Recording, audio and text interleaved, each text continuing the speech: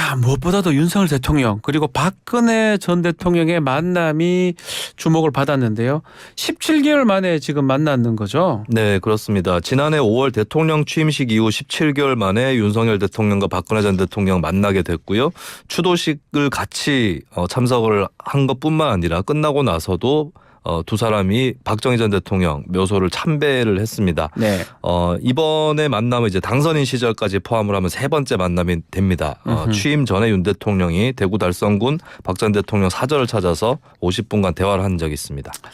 자, 주요 인사들도 참석을 했는데요. 특히 여권의 인사들이 많이 보입니다. 아무래도 내년 총선을 앞두고 보수 대통합 필요성을 고려한 것 같아요. 네, 윤석열 대통령뿐만 아니라 대통령실에서는 김대기 비서실장 그리고 여러 수석들이 또 참석을 다 했고요. 네. 그리고 국민의힘에서는 김기현 대표, 윤재욱 원내대표, 이뇨한 혁신위원장, 최고위원들이 총출동하는 그런 모습을 보였습니다. 네. 그 밖에도 정재호 민족중흥회장, 황교안 전 총리, 김관용 민주평통 수석 부의장 등이 참석을 했는데요. 일단은 최근에 박근혜 전 대통령이 건강을 회복하면서 공개 행보가 조금씩 늘고 있거든요. 네. 이런 분위기에 맞춰서 좀 총선을 앞두고 박 전 대통령도 정치 행보를 어느 정도 재개하는 거 아니냐 이런 관측이 나오고 있는 상황이고 그리고 김기현 국민의힘 대표 같은 경우도 추도식 직후에 얘기하기를 이제 그 전에도 사저 방문 이후에 박 전 대통령 별도로 뵙고 같이 식사도 했다. 그래서 이 박 전 대통령과의 연대라든지 이런 부분들이 좀 관심을 많이 모으고 있습니다. 자, 최근에 영남 특히 TK 대구 경북 민심이 심상치 않아요. 그래서 국민의힘 입장에서는 어느 때보다도 박 전 대통령의 영향력이 절실할 텐데 두 전현직 대통령 악연을 끊어내고 보수 결집까지 이어갈 수 있을까요? 일단 두 전현직 대통령 간의 어떤 앙금이라든지 이런 것들은 없어 보입니다. 현재 네. 행보를 봤을 때는. 근데 이것이 어떤 정치적 결과를 낳느냐 했을 때 사실 요즘에 이제 윤석열 대통령 지지율이 떨어지는 것은 네. 지지층보다도 원래 지지했던 사람들보다도 이제 중도층이나 무당층에서 부정평가가 늘어난 그런 상황이고 사실 박근혜 전 대통령에 관해서 이쪽 층에서 굉장히 부정적인 그런 네. 여론이 있는 상황입니다. 그렇다면 중도 확장 쪽에는 오히려 저해되지 않을까 이런 관측도 한편으로 나오고 있고요. 그리고 지지층이나 대구 경북 민심 입장에서 보더라도 박근혜 전 대통령과 손을 잡는 것이 중요한 일인가 이런 얘기도 나올 수 있기 때문에 보수 결집을 지나치게 강조할 경우는 거기에 반비례해서 중도 무당층 표심이 더 달아날 수 있다 이런 예측들은 많이 나오고 있습니다. 자, 그리고 좀 국민의힘 인요한 혁신이 어제 인선 완료를 했습니다. 자, 구성원 몇몇 한번 살펴볼까요? 누구 이름 올렸습니까? 네, 일단 전현직 국회의원으로는 박성중 의원과 네. 오신환, 김경진 전 의원이 올랐고요. 그리고 정선아 전북 전주병 당협위원장이 올랐습니다. 호남 지역 인사로 볼 수 있고 정혜용 전 대구시 경제부시장, 이소희 세종시 의원 또 합류를 했고 그밖에 정치권 바깥에 있었던 것처럼 보이는 인사들도 많이 합류를 했습니다. 네. 당 밖의 인사들도 있는데 이재마 경희대 국제대학교 교수, 임장미 마이페 플러스 대표, 박소연 서울 아산병원 소아치과 임상조 교수 등등 네. 이런 원외 인사들도 많이 참가를 했습니다. 자, 눈에 띄는 점. 여성하고 젊은 층이 대거 포함됐다. 이 부분 같아요. 네, 혁신위원 중에 절반 이상인 7명 여성이고요. 그리고 이 7명 여성 중에서 2명을 제외하면 모두 70년대 이후의 출생자입니다. 네. 80년대 이후로 세 보더라도 출생자 6명이고요. 그리고 박우진 경북대 농업생명과학대학 학생회장도 포함되어 있는데 예. 2000년생입니다. 아하. 가장 최연소 혁신위원입니다. 자, 근데 이 혁신위에 당협위원장이 많이 있는 것 같아요. 당협위원장. 이거에 대한 지적도 있을 것 같아요. 네, 현직 당협위원장이라고 했을 때 내년 총선에 출마하려고 하는 사람 1순위로 그 가능성이 가장 높은 사람들인데. 그렇습니다. 예. 그렇다면은 이 혁신위가 공천에 대한 룰이라든지 이런 것들도 건드릴 가능성이 높은데 네. 그러면 플레이어가 룰을 바꾸는 거 아니냐라는 그런 지적도 한편으로는 나오고 있고요. 그리고 혹시 이 혁신위원들이 내년 총선에 불출마를 하는 것인가? 그렇다면 어느 정도 객관성이 담보될 수 있기 때문에 그런 의문도 질문도 있는데 여기에 대해서 인요한 위원장은 약속은 받은 것이 없다라고 밝혔기 때문에 이 혁신위에 포함된 당협위원장의 운명이 어떻게 될 거냐. 이미 이들이 공천에서 유리한 고지를 점하고 가는 것인지 네. 아니면 그렇지 않은 것인지 이 부분이 좀 불투명하게 남을 것 같습니다. 자, 공천 얘기를 했는데 이제 핵심이 공천 룰이라고 다들 얘기를 하잖아요. 네. 과연 인요한 혁신이 공천 룰에도 메스를 댈 수 있을지 이 부분이 주목을 받고 있습니다. 네. 근데 공천에 관련해서는 깊은 영향력을 행사하기는 어려울 거다라는 관측이 제법 나오는 이유가 네. 총선 기획단이 곧 출범을 할 겁니다. 그리고 인재영입위원회도 발족을 할 예정이거든요. 인재영입까지. 그리고 보통 보면은 실전에 가서 공천관리위원회가 예. 큰 영향력을 행사하기 때문에 공관이라고 그러죠, 통상. 예, 그래서 이제 예. 혁신위가 공천에 깊이 개입할 가능성 현재로서는 좀 낮다고 볼 수 있겠고 네. 공천 룰 정도를 제시를 할 것이다. 뭐 이렇게 또 보여지는 것입니다. 그래서 또 좀 추상적으로나마 대원칙 정도를 공천에 관련해서 제시하는 그런 가능성이 가장 높다는 말이 나오고 있습니다. 자, 혁신위의 기간은 어느 정도입니까? 12월까지란 말도 나오고 총선까지 계속 갈 수도 있다. 이런 말도 있는 것 같아요. 네, 크리스마스가 기점이 될 것 같은데요. 예. 일단은 두 달 뒤인 12월 24일까지가 활동 기간으로 정해져 있습니다. 네. 다만 혁신위 활동 기간이라는 것은 하기에 따라서 기간이 연장될 수도 있고 또 아무래도 혁신위가 총선 전까지 가는 것이 혁신위의 권한이 커지는 길이겠죠. 그래서 일단 정해진 기간은 두 달 가량이라고 보이지만 네. 그 뒤까지 갈 수 있느냐 여기에 또 다른 관심이 모일 것으로 보입니다. 자, 다음 소식은 노란봉투법 방송 3법 개정안 국회 본회의 직회부 관련된 헌재 판단입니다. 결과는 어땠습니까? 네, 국민의힘 의원 6명이 국회 환경노동위원장과 과학기술정보방송통신위원장, 국회의장을 상대로 두 건의 권한쟁의 심판 청구를 했었는데요. 예. 헌법재판소는 이 두 건을 모두 기각을 했습니다. 노란봉투법에 대한 권한쟁의 심판은 재판관 전원일치로 기각이 됐고요. 방송 3법에 대해서는 5대4 의견으로 간발의 차이로 기각이 됐습니다. 네.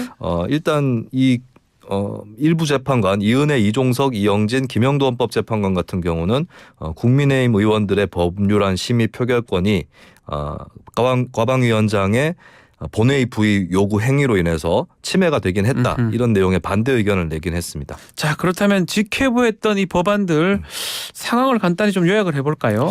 네, 지난 3월 20일에 민주당이 과방위에서 공영방송 지배구조를 바꾸는 내용을 골자로 네. 방송 3법 이 개정안의 직회부 요구안을 사실상 단독 의결을 했었고요. 그리고 지난 5월에 환경노동위원회에서는 노란봉투법에 대해서 직회부 요구안을 또 민주당이 단독 의결을 했었습니다. 네. 이 안건들은 결국에 본회의에서 각각 무기명 투표를 거쳐서 본회의에 부의가 됐습니다. 아직 통과가 된 건 아니고요.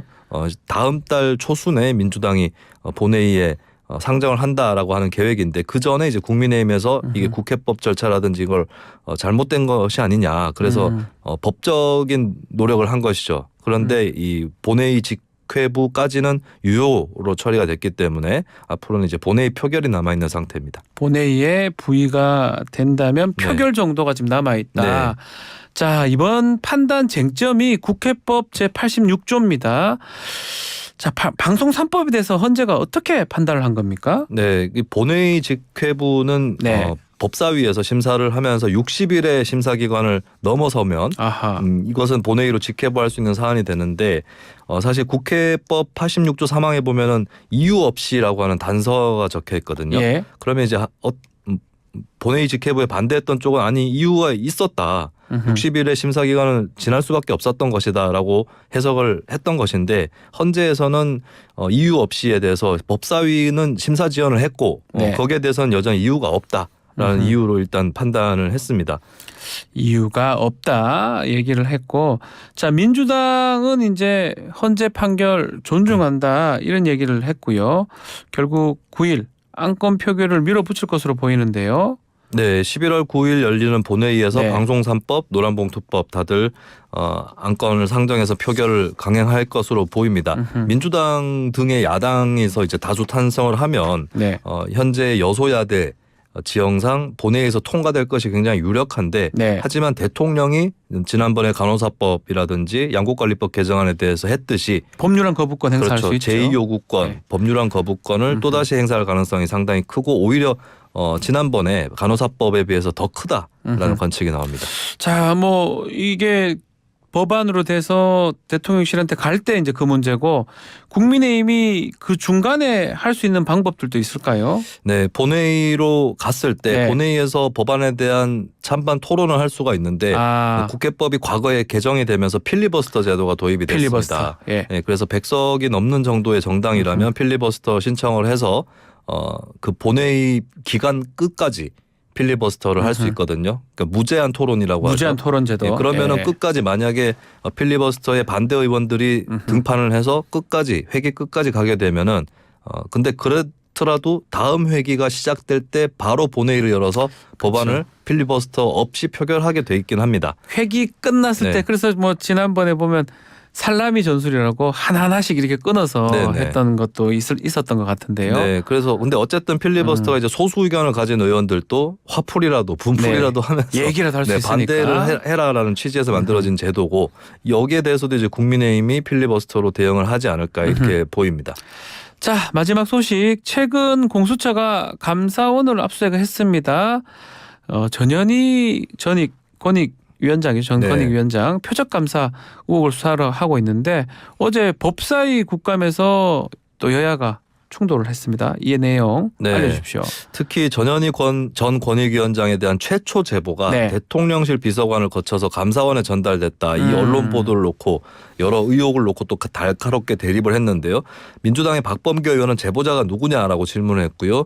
감사원의 유병호 사무총장은 최초 제보는 국회를 통해 전달됐고 내부 제보들도 있었다라고 답변을 했습니다. 그리고 감사원장 최재해 원장은 최초 제보가 네. 대통령실을 거쳐 감사원에 전달됐다는 언론 보도에 대해서는 사실 무근이다라고 밝혔습니다. 자, 전현희 전 위원장은 이 제보자로 권익위에 있었던 임윤주 기조실장을 지목하기도 했는데 저 임윤주 실장 입장도 나왔나요? 네, 임윤주 실장 같은 경우는 또 지난해 1월부터 9월까지 대통령실을 5차례 방문한 적도 있었습니다. 인수위하고 국무조정실 방문까지 합치면 10번 예. 정도 방문을 해서 혹시 이것이 어떤 제보의 정황이 아닌가 이런 의혹도 있는데요. 예. 임 실장은 지난해에도 국회 정무위 국감에서 감사원에 제보를 한 적이 없다라고 답을 했는데 올해 국감에서도 관련 의혹은 사실이 전혀 아니다.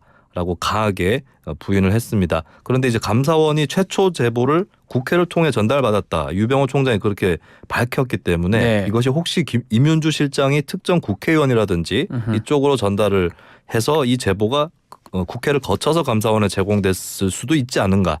이 가능성은 아직까지 거론이 되고 있습니다. 자, 한편 이제 국감에서 유병호 사무총장의 노트가 논란이 되기로 했어요. 여의도 사람들 이거 뭐 욕설이 담긴 그런 내용이 적혀 있는 이 내용을 민주당 김의겸 의원이 공개를 했습니다. 네, 김의겸 의원이 이른바 공감 노트라고 불리는 네. 내부용 업무 지침을 공개를 했습니다. 유병호 사무총장의 생각들이 담겨져 있는 내용인데 여기에 보면 이제 뭐 GX 발X, 뭐 비쓰레기와 M걸레 이런 표현들이 나오는데요. 네. 예를 들면 비쓰레기는 문재인 정부 원전 문제 관련해서 감사 대상이었던 백운규 전 산업부 장관을 뜻하는 것으로 보이고 네.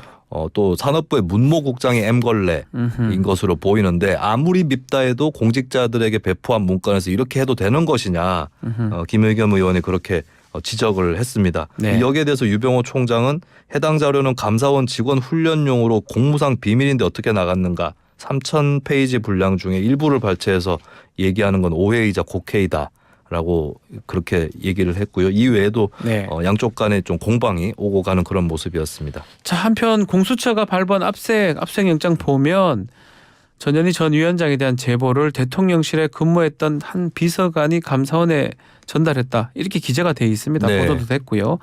자, 이 부분이 또 다른 쟁점이 될 가능성도 있을까요? 네, 일단 압수수색 영장에 나온 내용이기 네. 때문에 어떤 일개 언론의 보도가 아니죠. 그렇기 때문에 굉장히 강한 의혹을 또 받을 수 있는 그런 대목이 될 텐데 네. 이 내용을 보면 이제 임윤주 권익위 기조실장을 거쳐서 거기서 제보가 출발을 해서 대통령실 비서관으로 들어가고 그다음 감사원으로 들어갔다. 네. 네, 이 내용이면은 상당히 쟁점이 될 수 있습니다. 권익위원회면 중립적이고 독립적인 성격이 있는 기구인데 대통령실과 접촉을 했다. 그리고 감사원으로 그걸 거쳐가지고 넘어갔다라고 하는 이 대목은 사실이라면 쟁점이 계속해서 될 수밖에 없을 것 같고요. 네. 일단은 이 대통령실 비서관으로서 지목이 된 해당 비서관은 퇴직을 해 있는 상태인데 아하. 현재는 이제 제보를 자신이 감사원에 전달이 한 적 없다라고 부인을 하고 있습니다. 알겠습니다. 자, 오늘 킹스맨 여기서 마무리를 하겠습니다. 김수민 평론가 감사합니다. 네, 고맙습니다. 1부 마치겠습니다.